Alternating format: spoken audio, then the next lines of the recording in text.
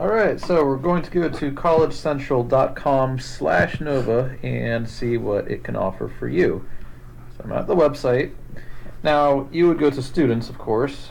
I am going to go to alumni because I used to go to Nova myself, and the login will be similar. Here, you'll put your student ID number and your password. You can, of course, look it up here if you need to.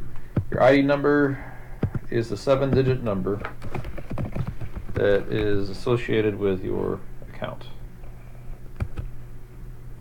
Alright, so I just signed in. Over here we have My Schools Jobs. My Schools Jobs are the ones that employers go to Nova, and they want Nova students in particular. We have Job Central, pretty much connected to Indeed.com, but it's also a good resource for finding jobs. My Resumes, here you can upload your resume. You can also build one if you need to, and it can be reviewed by somebody professional for free. We have events and programs, nothing today. Let's see if there's anything in March, for instance. Nothing, but they can be updated as they go. Career podcasts are all very good. As you see, many different topics here. I will go to, let's say you're really curious about, well, job search. How do you do it?